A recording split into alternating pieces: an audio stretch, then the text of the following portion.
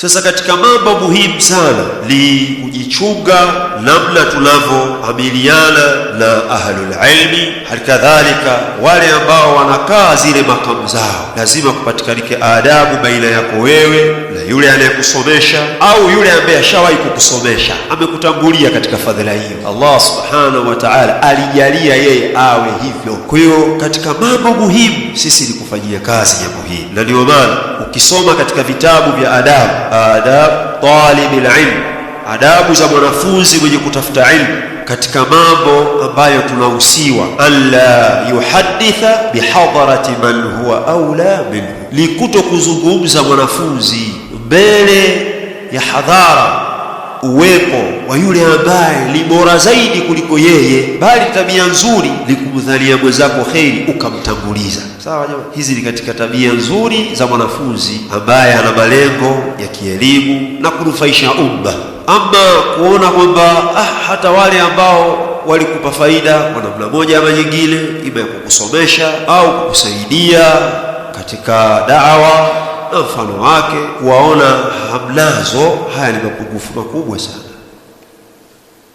ni mapungufu makubwa mno, ambao si katika mambo yenye kuhimidiwa kwa mtu ambaye Allah subhanahu wa ta'ala amemtakia kheri mtu huyu.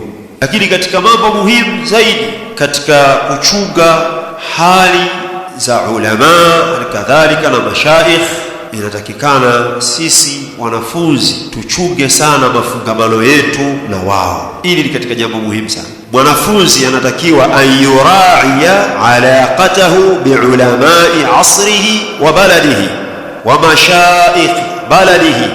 Mwanafunzi anatakiwa kuchunga matangamano yake, mafungamano yake na wanavyuoni wa zama zake, halikadhalika na wanavyuoni wa miji yake, halikadhalika na mashekhi wa miji yake. Wa alla yadhkura ahadan minhum illa biljamil, na wala asimtaje yoyote katika hao isipokuwa kwa uzuri. Yani ikitokea fursa utakuwa wataje kwa uzuri watu hao, kwa sababu hiyo ni tunu ya hiyo elimu. Sasa wanapokuwa Allah subhanahu wa ta'ala amejalia kwamba ni as-salafiyun, basi jambo linakuwa kubwa zaidi.